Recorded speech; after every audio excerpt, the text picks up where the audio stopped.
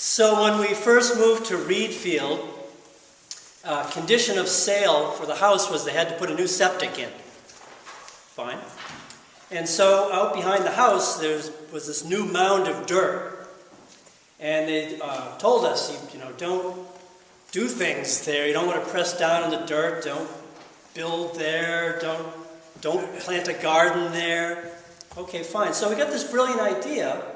Got a couple packets of wildflower seeds. Scattered them all over what we dubbed Septic Hill. Thought it's going to be great, color and crazy flowers. I think the only thing that has flowered on Septic Hill so far is goldenrod.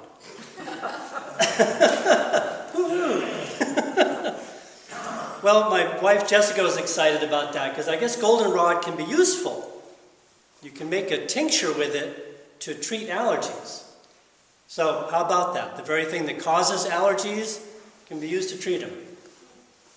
Doesn't really matter, wildflowers popped up all over the yard anyway. Been a beautiful summer so far. Hope you've been enjoying it. This week, got a couple opportunities to get together with friends, a couple separate opportunities, different friends. It's nice. I tell you what we did, but we didn't do anything. We just talked and ate, enjoyed each other's company. This Friday evening, we had a nice gathering here for discussion. It was a gathering of friends. One of the evenings that we were out kind of late, and my son Leaf and I were coming home. It was about 10 o'clock, and we saw from the car, we saw the moon setting, this beautiful sliver of an orange moon setting over the field.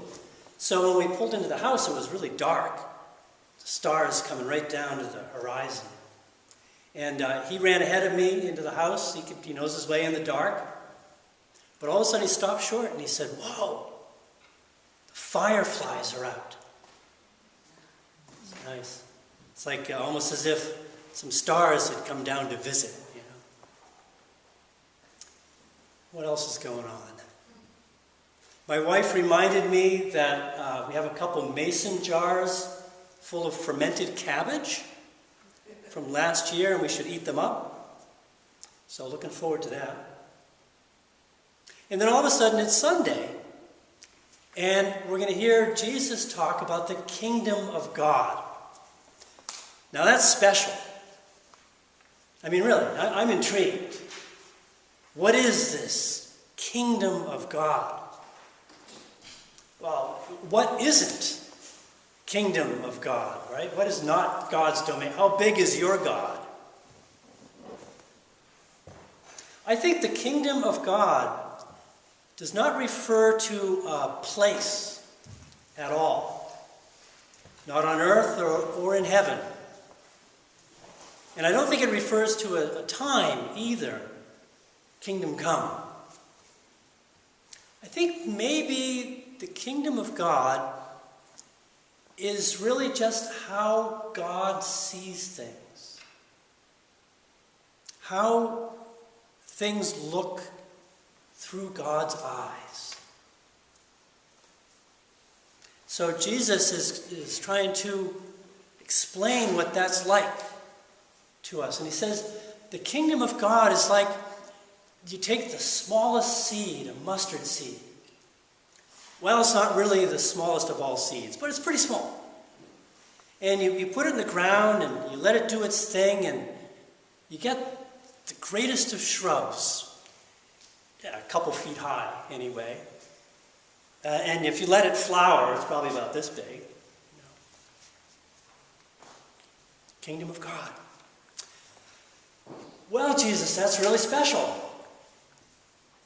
Oh, and then also, you might get some birds in this little shrub. Not eagles or anything, but, a couple cute sparrows might hide in the shade there. Okay. That's really special. Now, Matthew and Luke, they don't talk about a shrub. They say that the seed grows into a tree. And Eugene Peterson, he's a Presbyterian minister that translated the whole Bible. He doesn't even talk about mustard seed. He says the kingdom of God is like a pine nut, grows into a mighty pine tree. But you know, I think if Jesus had said that the kingdom of God is like a pine nut growing into a pine tree, Matthew, Luke, and Eugene would not have changed it into a mustard bush. So maybe Jesus meant mustard greens. Actually, the Greek word that Mark uses, that we translate as shrub, literally means vegetable. Sometimes the same word is used specifically for cabbage. So maybe we should be saying the kingdom of God is like a little seed that grows into a whole head of cabbage. Some leaves around it and stuff. Hey, cabbage is nice. Cabbage is good food. For one thing, it keeps well. I'll tell you, you ferment some of that stuff. It keeps so long you'll forget you ever had it. What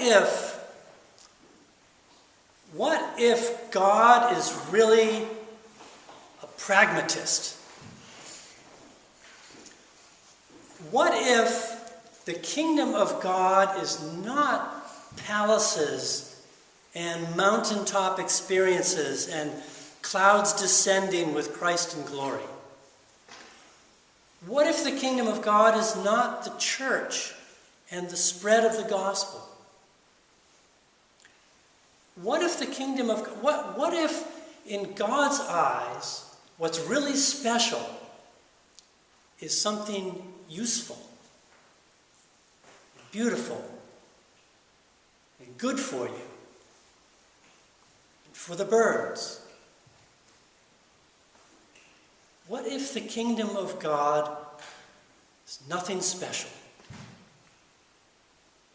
It might be extraordinary. What if the kingdom of God is this? Friends, wildflowers, fireflies, cabbage. Thanks be to God. Amen. Amen.